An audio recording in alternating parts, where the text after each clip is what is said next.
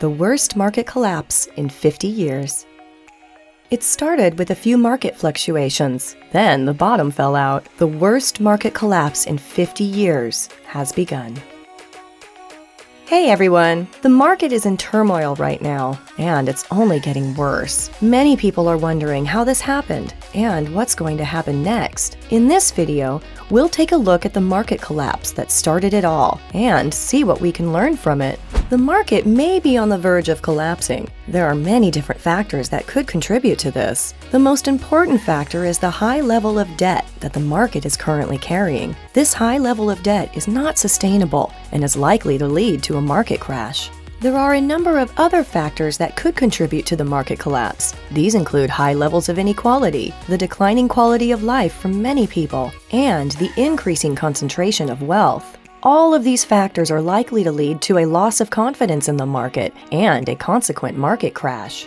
Right after the securities exchange suffered the most terrible quarter since the coronavirus slump a long time back, numerous specialists aren't actually persuaded a downturn is in the cards this year. Nonetheless, some are advised the dangers could continue to ascend through the following year as the Fed facilitates upgrade measures, flagging all the more awful news for stocks. Runaway inflation is currently a large threat to the financial security of the United States. The massive influx of government spending, combined with the Federal Reserve's quantitative easing programs, has led to a large increase in the money supply, which will eventually lead to inflation if not kept in check. While the Fed has said that it plans to eventually remove this excess liquidity from the system, it is unclear how long this process will take and whether or not it will be successful. Inflationary pressures are already starting to appear in the economy, as evidenced by rising commodity prices and declining real wages. If these trends continue, they could lead to a severe economic downturn.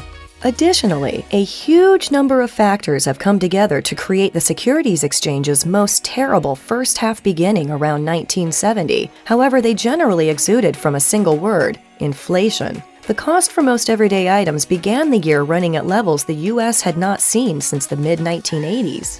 The NASDAQ, which has a more grounded tech center, has endured misfortunes drawing closer to 30%. Bitcoin, the most prominent cryptographic money, has tumbled almost 60%. Copper, frequently thought to be a financial bellwether, has fallen over 15%. And cotton has dropped over 13%. Capital business sectors likewise have gotten hammered.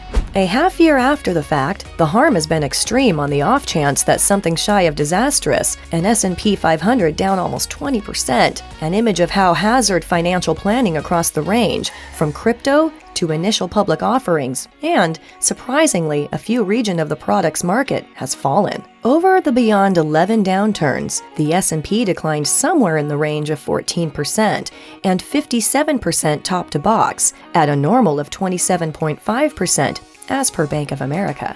An economic collapse is a very serious matter. It can lead to widespread poverty, unemployment, and even starvation. A collapse can also cause social unrest and violence. In short, an economic collapse is a very big deal. Here are some reasons why. An economic collapse can cause widespread poverty. Poverty is already a major problem in many parts of the world, and it would only get worse if the economy collapsed. Millions of people could end up starving to death or dying of preventable diseases. An economic collapse can lead to unemployment. If businesses start failing en masse, then millions of people could lose their jobs. This would obviously be a major problem, as it would make it hard for people to support themselves and their families. An economic collapse can cause social unrest and violence. When people are desperate, they sometimes lash out. This can lead to riots, looting, and other forms of civil unrest. In extreme cases, it could even lead to revolutions or civil wars. An economic collapse would be a major blow to our way of life. The standard of living in many developed countries is quite high, and we take it for granted that we will always have access to basic necessities like food, water, shelter, and healthcare. But if the economy collapsed, all of that could change very quickly. We could suddenly find ourselves living in a very different world, where we have to fight just to survive. In the event that the central bank picks runaway inflation over financial downturn, they could turn this accident around. Chairman Powell essentially said that he planned to hurt all of us to get inflation down.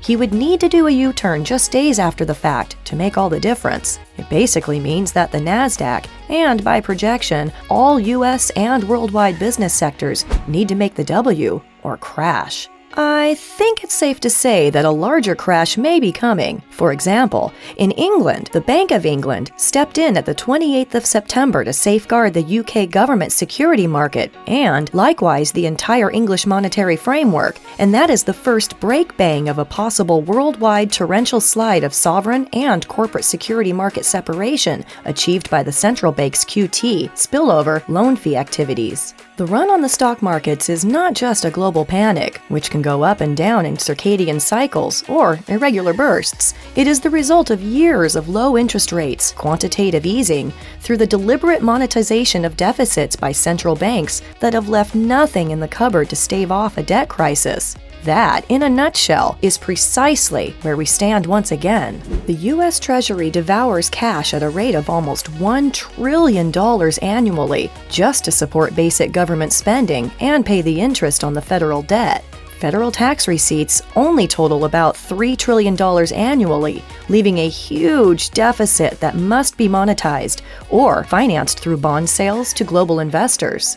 The Fed has been propping up the bond market by buying $85 billion per month in bonds, quantitative easing, but is now starting to taper those purchases and let the bond market fend for itself. The bond market is already beginning to experience trouble, as shown by the yield on the 10-year Treasury notes rising from about 1.6% in early May to about 2.6% currently. A further rise in yields will increase borrowing costs for businesses and consumers and act as a headwind to economic growth and corporate profits, which will ultimately depress stock prices. Rising rates also put pressure on holders of variable rate debt, such as credit card balances and adjustable rate mortgages, which will cause them to cut back on spending, further depressing economic growth and corporate profits. In the event that the central bank doesn't respite or opposite course and try to backpedal on its guarantee to get control over expansion, we are in for a repeat of the financial crisis starting of 2007. Additionally, Michael Burry, the hedge fund manager who famously predicted the subprime mortgage crisis, believes that the market is currently in a bubble. Burry is not alone in this view. Other notable investors, such as Warren Buffett and George Soros, have also warned that the market is overvalued and could be heading for a crash. The high level of debt in the economy, combined with other factors such as inequality and declining quality of life, suggests that the market is on the verge of collapsing. Additionally, given the historical precedent of market crashes, it is clear that the market is at a high risk of crashing in the near future. The uplifting news is, the outcome of an accident is an incredible chance to stack up and make extraordinary returns. However, like the top, the bottom is difficult to foresee. The result is in the possession of the national bank technocrats, and they will struggle with keeping the show out and about. So in conclusion, the main thought that I want to point out to you is that securities are the larger market, and at this moment that market is on the edge of being disturbed by a large magnitude. Last time this happened in the previous financial crisis, it required a long time for that problem to turn things around. What are your thoughts on this prediction? Do you think the worst collapse in 50 years is here? Tell me in the comments section below. Additionally, if you're new to this channel, I strongly encourage you to subscribe and click the like button. You can also keep up with all of my most recent videos. See you in the next one!